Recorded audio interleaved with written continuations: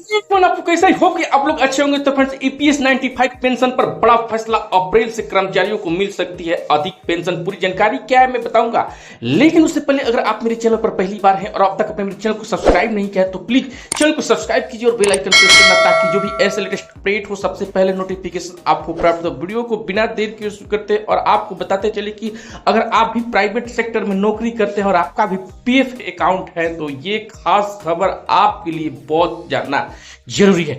तो बताते चले कि कर्मचारी भविष्य निधि संगठन ईपीएफओ को पेंशन धारकों के लिए बड़ी खुशखबरी सामने आ रही है। लंबे समय से चल आ रही है मांग के बाद अब सरकार कर्मचारी पेंशन योजना 1995 ईपीएस 95 के तहत न्यूनतम पेंशन राशि को बढ़ाने पर गंभीरता से विचार कर रही है। वर्तमान में जहां ईपीएस 95 के तहत न्यूनतम पेंशन मात्र 1000 रुपये प्रति माह है, वहीं अब इसे बढ़ाकर 3000 रुपया या इससे भी अधिक किए जाने की संभावना है। यह बदलाव अप्रैल 2025 से लागू हो सकता है, जिससे देश के लगभग 65 लाख पेंशन धारकों को लाभ पहुंचेगा।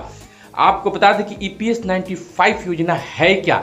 कर्मचारी पेंशन योजना ईपीएस 95 एक सामाजिक सुरक्षा योजना है जिसे ईपीएफओ द्वारा 1995 में शुरू किया गया था। इस योजना का मुख्य उद्देश्य निजी क्षेत्र में कर्मचारियों को सेवानिवृत्त रिटायरमेंट के बाद आर्थिक सहायता प्रदान करना। इस योजना के तहत कर्मचारी अपने मूल वेतन का 12% योगदान देते हैं, जबकि नियोक्ता 12% पर योगदान देते। नियोक्ताओं को योगदान 8.33 हिस्सा ईपीएस में जाता है। वर्तमान में इस योजना के तहत न्यूनतम पेंशन 1000 रुपये प्रति माह जो 2014 में निर्धारित किया गया था। आपको बता दें कि पेंशन वृद्धि की मांग पीछे के कारण ईपीएस 95 पेंशन धारक पिछले कई वर्षों से पेंशन में बढ़ोतरी की मांग कर रहे हैं और इसके पीछे सबसे बड़ा कारण है बढ़ती महंगाई। 2014 में जब न्यूनतम पेंशन 1000 रुपये तय की गई थी, तब से महंगाई में काफी वृद्धि हो चुकी है। 1000 रुपये की मासिक पेंशन में बुजुर्गों को अपना जीवन यापन करने में बहुत कठिनाई होती है। आवश्यक वस्तुओं की बढ़ती कीमतें, स्वास्थ्य देखभाल की बढ़ती लागत और अन्य जरूरत के कारण का यह राशि बहुत कम पड़ जाती है। तो आपको बता दें कि सरकार द्वारा प्रस्तावित पेंशन वृद्धि में मुख्य बिंदु क्या है।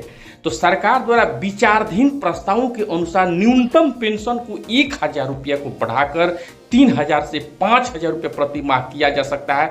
इसके अलावा पेंशन धारकों को नियमित रूप से महंगाई भत्ता डीए देने को भी योजना है, जिससे महंगाई पेंशन बढ़ाने पर पेंशन राशि की स्वचालित रूप से बढ़ती रहेगी।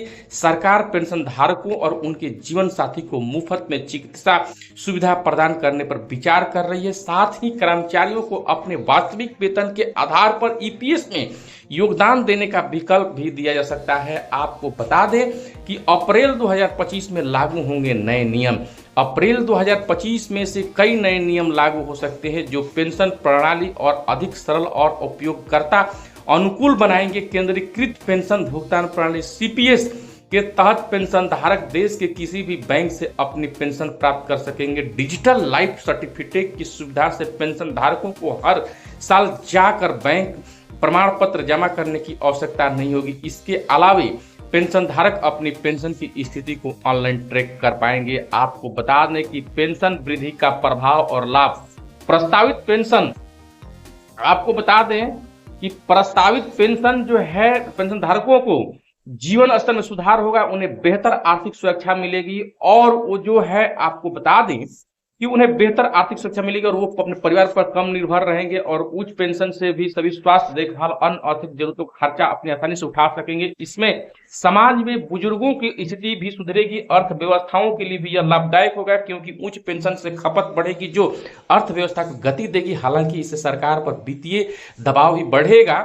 आपको बता दें कि अतिरिक्त संसाधनों की व्यवस्था करनी पड़ेगी। अभी तक कोई भी आधिकारिक जो है फैसला नहीं घोषणा नहीं की गई है। ध्यान रखना बहुत है कि अभी तक सरकार द्वारा ईपीएस 95 में पेंशन वृद्धि और नियमों के बारे में कोई आधिकारिक घोषणा नहीं की गई है। प्रस्तावित विचाराधीन और अंतिम निर्णय भी लिया गया है। बाकी पेंशन धारकों और उनके परिवार को इस विकास पर नजर रखनी चाहिए और किसी भी आधिकारिक घोषणा के लिए तैयार रहना चाहिए। सटीक और न्यूनतम जानकारी के लिए ईपीएफओ की आधिकारिक वेबसाइट पर सरकारी अधिसूचनाओं के संदर्भ में लेना चाहिए। तो आपको बता दें कि अगर सरकारी नियम के अनुसार अगर आप भी किसी प्राइवेट कंपनी में काम करते हैं या किसी जो है ऑर्गेनाइजेशन में काम करते हैं, तो ये जो है खास जानकारी जो है आप सबों के लिए है, क्योंकि हर आदमी का जो है जब तक जो है लाइफ सेटल, जब तक जो है नौकरी में रहता है तो कोई दिक्कत नहीं होती है, लेकिन हर इंसान को जब जो है आपको बता दें कि रिटायरमेंट के बाद जो है आपको आर्थिक स्थिति जो है ढीली पड़ने लगती है, जिसके कारण जो है लोगों को काफी जीवन यापन करने में संघर्ष झेलना पड़ता है। तो इसीलिए ईपीएफओ ने 1995 में जो है एक पेंशन ईपीएस 95 के नाम योजना के तहत पेंशन लेके आया, जिससे कि आपको अपनी सैलरी की जो बेसिक सैलरी उसकी 12% हिस्सा जो है आपको मिलता है, और उसको लेकर जो है काफी जो लोग परेशान रहते हैं तो उनके लिए जो है बुढ़ापा के जो है एक तरह से आप बोल सकते हैं सहारा है। तो आपको ये जानकारी कैसा लगा कमेंट करके जरूर बताइएगा। फिर मिलेंगे एक नई अपडेट के साथ, एक नई जानकारी के साथ, तब तक के लिए दीजिए इजाजत। जय हिंद, जय बिहार।